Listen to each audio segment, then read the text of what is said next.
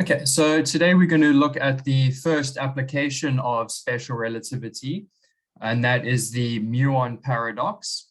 Then we need to look at nuclear fission, and lastly, deriving the electricity and magnetism laws from special relativity.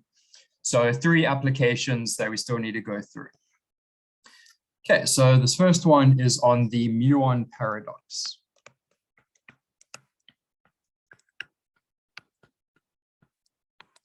Yeah, and we're going to try and solve this problem using the concepts of special relativity that we've gone through.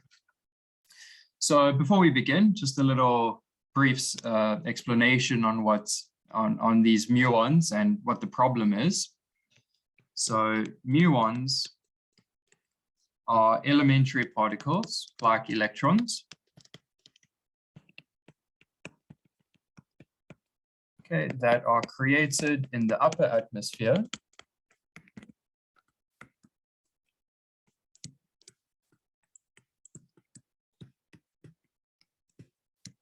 from cosmic rays. Okay, so what we have is, so let's say this is the Earth and the ground here. Here is the upper atmosphere. We've got cosmic rays coming in.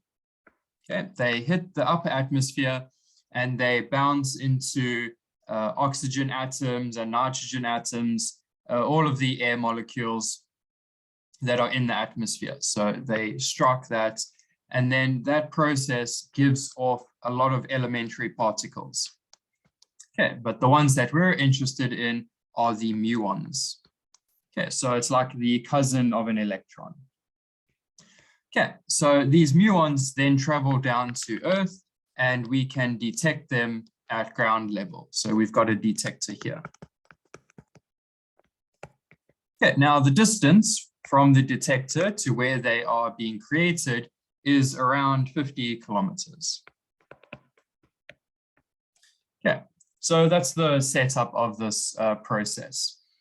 Now, the problem is that the lifetime of this muon is very short. So the problem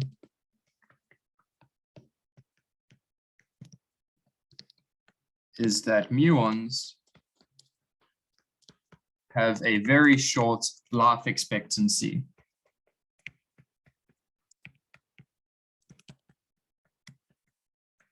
So when they are created, it's a very, very short amount of time before they decay into other particles. In fact, the half-life of a muon is 1.5 microseconds.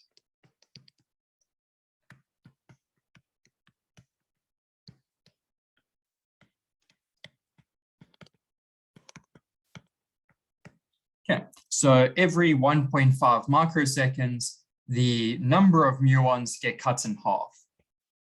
So let's say we started off with a bunch of muons. Okay, they're coming towards the atmosphere, coming from the atmosphere. 1.5 microseconds later, this population of muons is halved.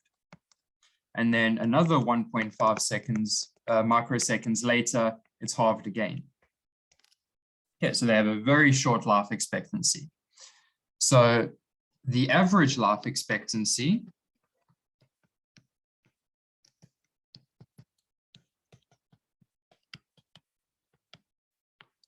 of a single muon, because remember, this half-life deals with populations of muons, but if we take a single one, the expected life amount of time that this muon is going to go for is about 2.2 microseconds.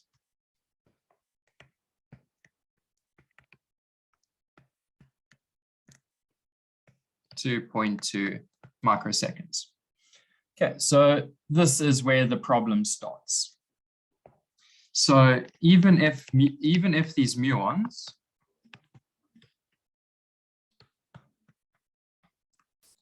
are traveling at very close to the speed of light, so like 99.995% the speed of light,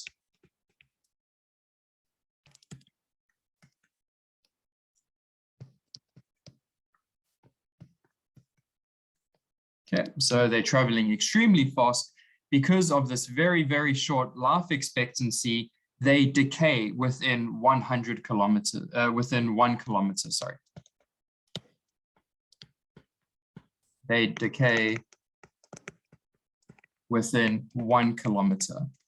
So if we look back at our picture here, this is 50 kilometers, after 1 kilometer, they all decay.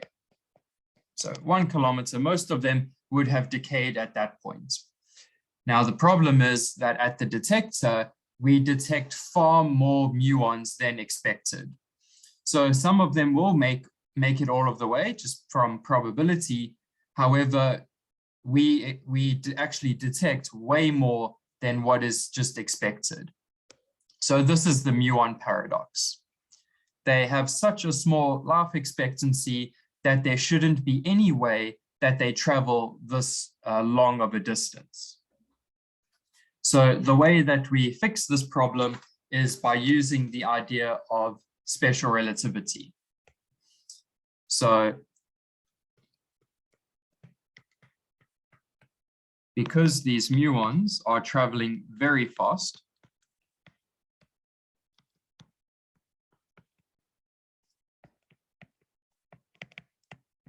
in fact, it's like 99.5% the speed of light kind of fast, we need to use special relativity.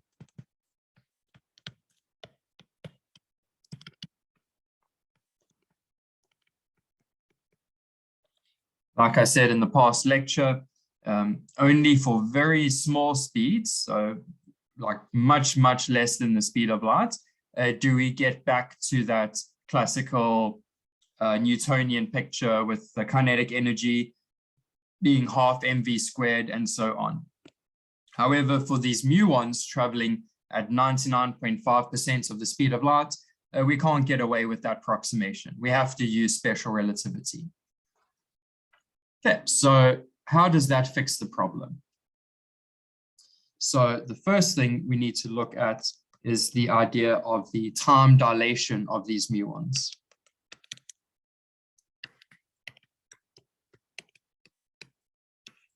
Okay, so muons travel at 99.5% the speed of light. And so time passes much slower for them.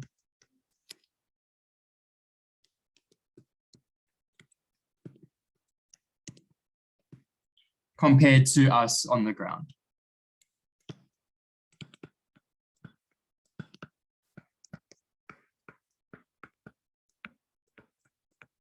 Okay, so we looked at time dilation before. If you are moving relative to someone that's standing still, they will see you as going much slower. So if you had like a clock with you, the ticking of the clock would be extended, okay, compared to the person standing still. In terms of these muons, their life clock is then extended as well. So we have that delta t is equal to delta t of the muon. Sorry, let's write that a bit better. Delta t of the muon times that gamma factor. In other words, 1 over the square root of 1 minus v squared over c squared.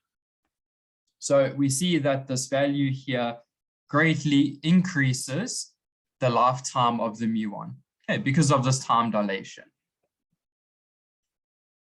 Okay, so 2.2 microseconds. Remember, that was the life expectancy as measured from us, okay, being stationary. For them,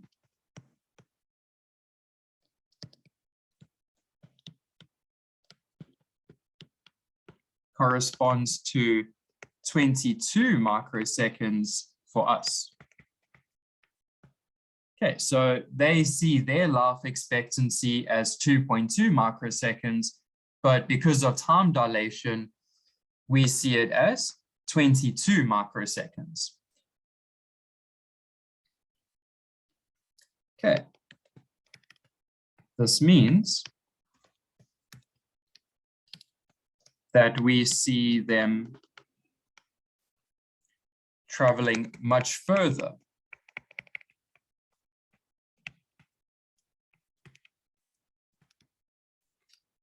because their life expectancy has increased.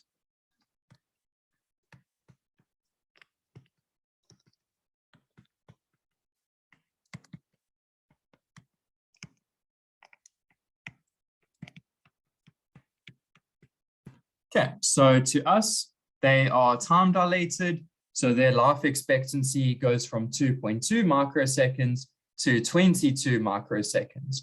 So this extra time allows them to cover that greater distance from the upper atmosphere to us. So this extra time, from our perspective,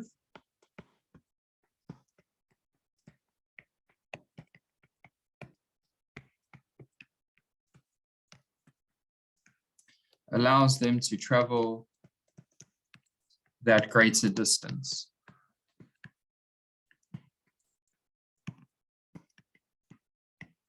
Okay, so that resolves the paradox from our point of view. So before special relativity, we had this paradox where the muon's lifetime is so small that they couldn't possibly travel from the upper atmosphere to our detectors. However, if we incorporate special relativity, because they're traveling so fast, we see that their life expectancy is actually dilated to 22 microseconds, okay, because of their speed. So they have this longer amount of time, which allows them to cover that greater distance from the upper atmosphere down to our detectors. Okay, and that explains why we see so many of these muons. However, this is only from our perspective. Okay, so we put a big box around that. This only explains things that we see because it's from our perspective being stationary. However, this doesn't explain things from the muon's perspective, because from the muon's perspective, they are stationary with their lifetime of 2.2 microseconds, and the Earth is moving, okay, because of that relativity. So let's take a look at things from their perspective.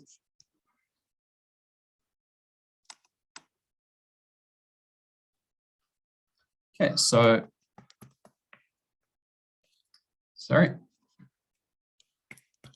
from the muon's perspective now. Okay, so with all of this, with relativity, we need to keep in mind that things are actually relative. So if you're trying to explain something, you can explain it from one perspective or another. However, they need to remain consistent. You can't have something happening from one person's perspective and not happening from another person's perspective. So just because we explain the solution from our perspective, we still need to look at the muon's perspective, okay, so that everything remains consistent. So what is seen by the muon? So here's the ground, here's the upper atmosphere, and there is a muon coming through. Okay, there's our muon. Now, from the muon's perspective, it's not moving. It sees the Earth coming towards it. Okay, because of relativity. Okay, so the muon sees the Earth coming towards it at 99.5% the speed of light.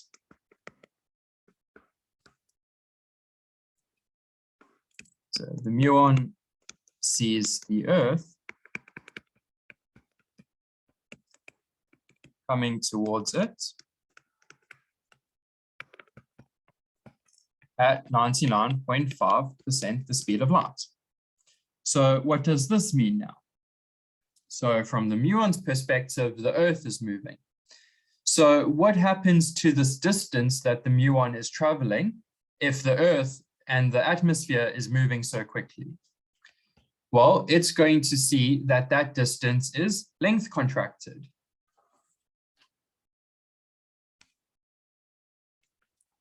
So the length. So remember, the length of an object decreases with motion, or should I say relative motion. Okay, so remember I left this as the homework problem. So the length that you measure is going to be L naught, the rest length. So if the object wasn't moving, times the square root of 1 minus v squared over c squared. So the atmosphere has some rest length. Remember, we had it before as 50 kilometers. Now, the muon is going to see that the atmosphere is not 50 kilometers, but it's been reduced. So it's going to be that 50 kilometers rest length, but now times this factor, 1 minus v squared over c squared. Okay, so to the muon, this distance has been length contracted. So in the muon's perspective,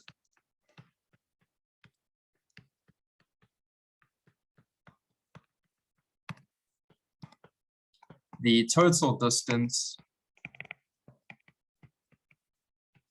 is reduced due to the relative motion.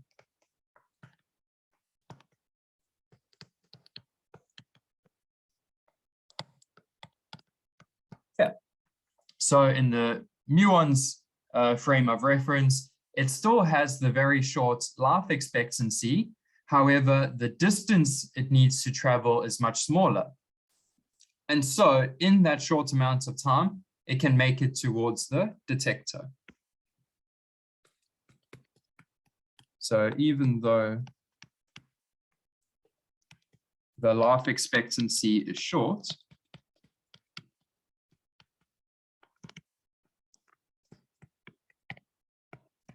the distance is reduced.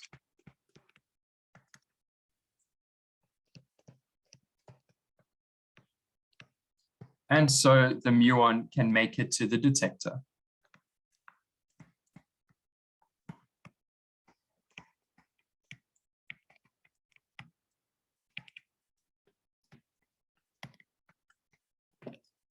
Okay, so we see this two sides of the problem.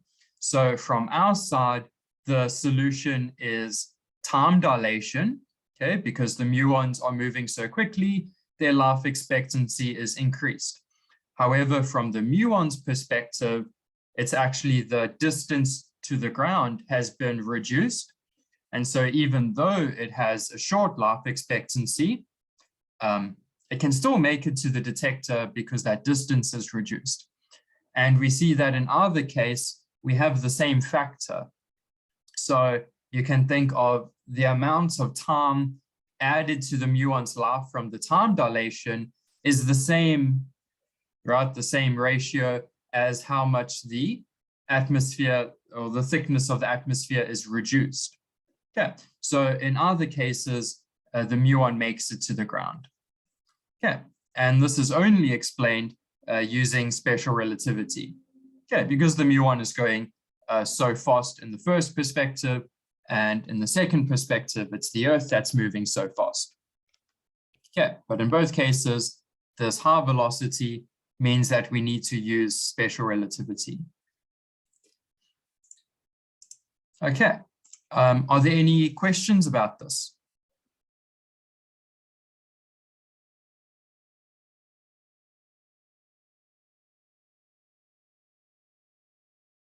Okay, so I just want to give you a little homework question for you to try.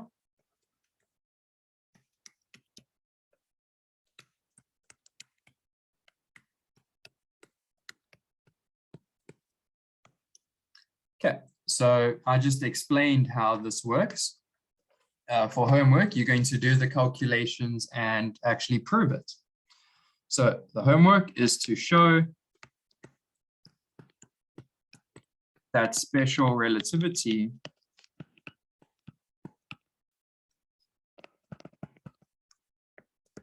solves the Muon paradox.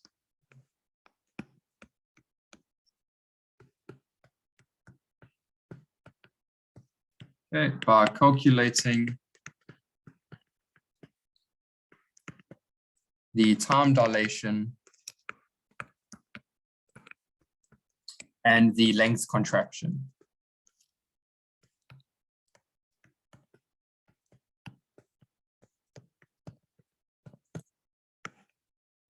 Okay, so in the first case, when we are stationary on the Earth's surface, the life expectancy of the muon is increased.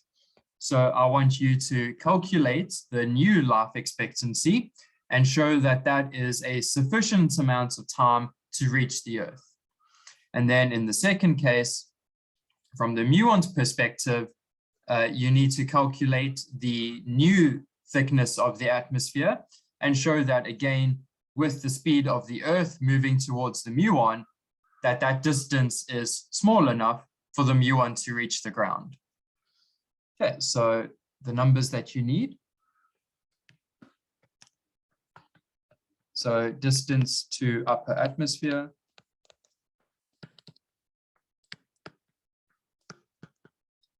Let's take that to be around 50 kilometers. The lifetime of a muon, okay, which is stationary. So the stationary lifetime of a muon is 2,2 microseconds. And the speed of a muon, okay, let's take a very fast muon going at 99.95% the speed of light. Okay, so with all this in mind, please show that the muon actually reaches the ground in both perspectives. So show that the muon reaches the detector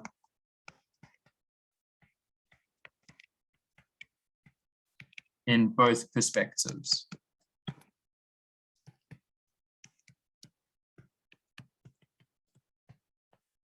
Okay. Are there any questions about this homework problem?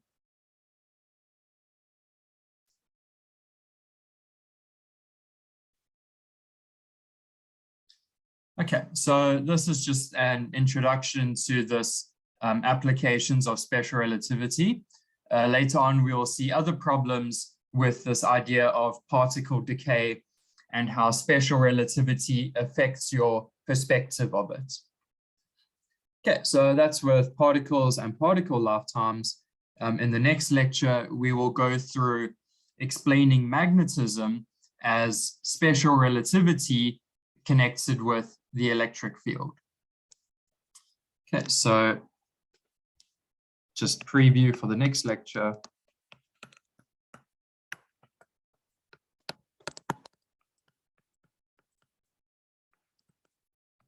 Okay, so we will explain how magnetic fields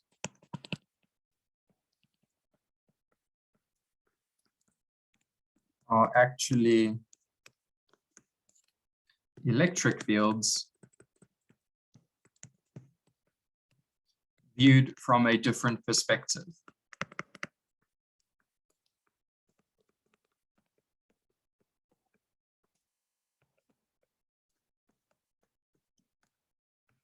So in one frame of reference, we would say that there is an electric field and a magnetic field. In another frame of reference, we would say that there is just an electric field. So there's this relativity between frames of reference that give us the magnetic field. So magnetic fields are caused by this relativity between frames of reference.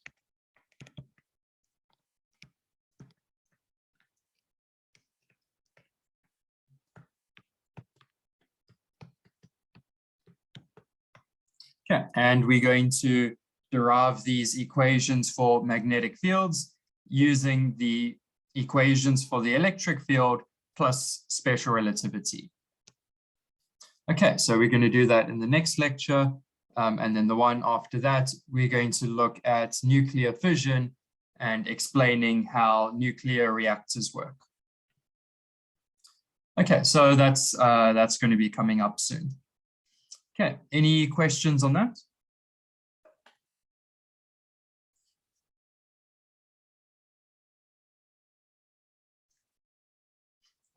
Okay, so give that homework problem a try.